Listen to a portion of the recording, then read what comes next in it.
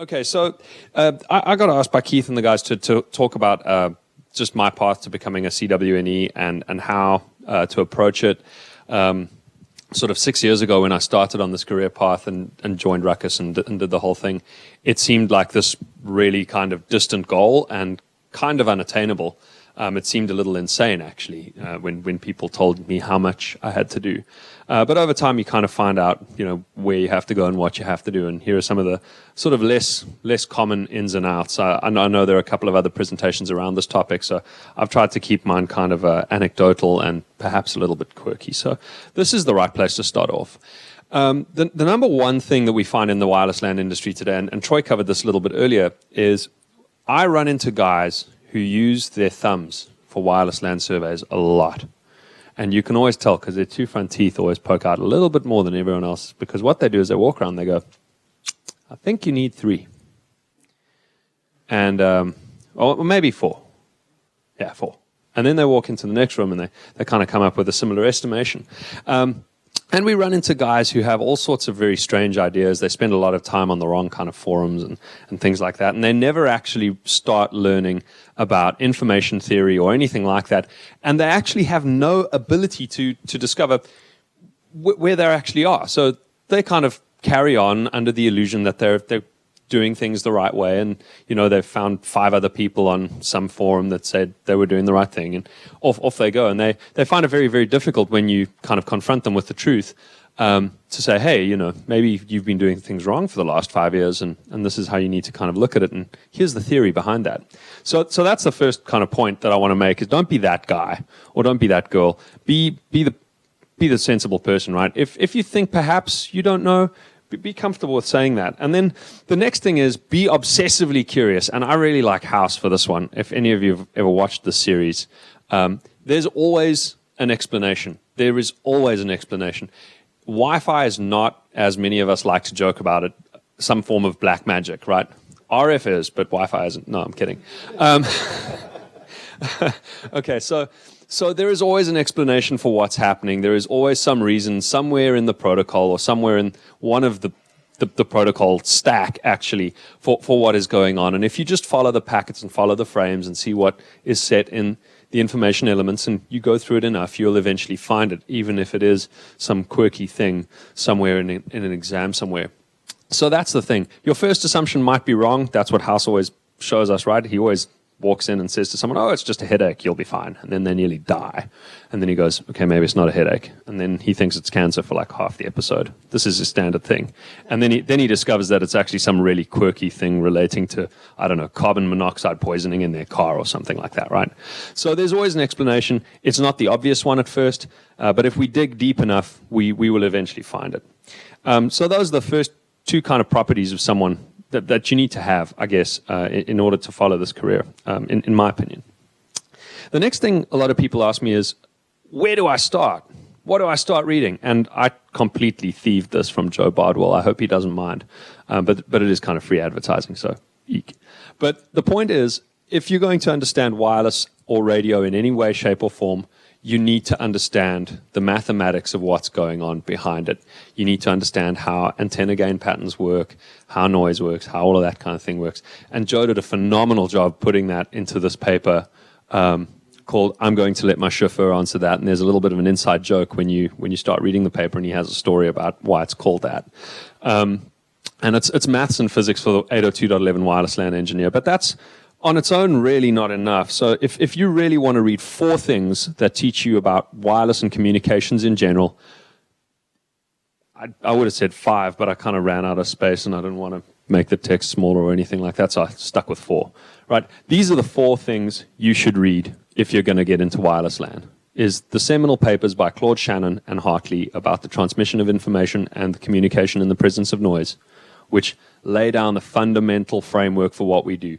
That is the theory of why bandwidth and why signal-to-noise ratio affect the amount of information you can push over a channel.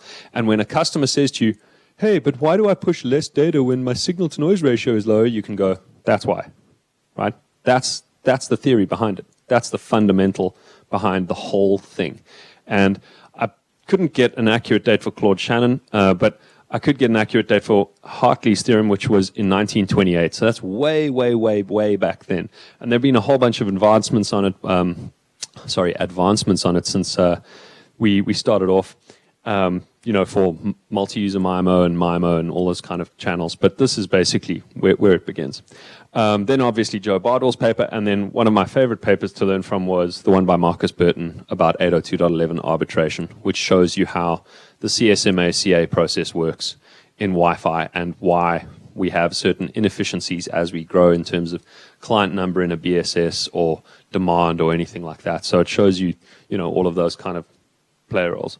Once you got these basics down and you dig into the rest of what the CWNP program has to offer, you actually learn a whole bunch more. So talking about the CWNP program, they've got books, they've got certs, they've got all of their white papers out there, they've got a great question of the day and all that kind of thing. I found them to be a great centralized source of knowledge. It's vendor agnostic, so obviously I learned a lot about all the other vendors out there, even while I was working for a vendor. A lot of free material. It's written by industry professionals, so obviously, it's sourced from a great number of different professionals in different areas. In the latest CWSP book that I read, they actually went and sourced a whole bunch of material from various blog posts and things like that, so they kept the material really current, which is great. And it basically forms the backbone of your Wi-Fi knowledge for CWNE. It is not the be-all and end-all, although it is definitely the spine. So I don't think you'd ever be able to pursue a CWNP cert without reading these books, but I'm not saying that you should just stop there, right? This is not like read 4 books and now you're done forever. That's the problem with a lot of other people, the way they study. The next thing that you need to know is some kind of vendor knowledge. Even my life is quite single-faceted in that I work and delve into only one set of products really, really deeply. But in order to compete in the marketplace and in order to help my customers, it actually helps me to know a lot more about the different client devices that are out there and the other wireless LAN vendors that are out there. And then I use the Wi-Fi Alliance as a kind of like a loose tool for figuring out what they do and don't support if I can't find that anywhere else. So that's always something useful if you want to see if someone supports 802.11k R or V, or if they're voice enterprise certified or anything like that. You can dig into all of those kind of things at the Wi-Fi Alliance, and you just look up the certifications on the different pieces of equipment. So that's a very, very kind of a useful thing to have. So it makes, it's important to make sure that you have a sort of a well-rounded knowledge of different vendors out there. The other thing that I found that's quite interesting is learning from credible sources. So when you read something in the marketplace, and this boils back down to the cynicism that you should have for what you read in the wireless LAN marketplace. If you read anything from a vendor tech doc, generally that's very good, because those are written by other engineers, for engineers. The information in there is accurate and correct. Vendor marketing material, however, is completely different, because I'll tell you for free, vendor marketing, those guys don't have any professional certifications whatsoever. They get told, here's your word limit, this is what you need to write about, and you need to make us look awesome. And they do. And unfortunately, a lot of sales guys believe them. But, on the tech side, it's not something that you should be trying to learn from. So professional blogs, Glenn Kate has a really, really great blog roll out there that you can go and look up. There's the vendor best practices, vendor training material, which will tell you how to do things from each vendor's perspective and how they put their implementation together, which is the next most important step after you've learned the standard is, okay, so now I know the standard and now I'd like to know all of the exceptions to it, right, which is basically the engineering implementation of it. The IEEE standards and the Wi-Fi Alliance I kind of put down at the bottom because you don't have to read those. You can. They will help. But if you want to pursue this, you don't really have to dig into it that deeply on those docs, because most of the time these other documents have done a very good job of doing that in a human readable form. But it's good to have those there to read when you're done. The next step is to find a mentor. You have to do this. All right. There are things that you will discover from having mentors that you will not have discovered in a book. And I hope that picture makes it abundantly clear. Right. So that's the key thing. The next thing is to get your own tools, and I think I'm about to run over on my time here, so that's what you need to do. And then that's my CWNE journey. okay? And we're going to do the final slide here. And these are the keys to your Wi-Fi knowledge. And I'm done with 5 seconds to spare.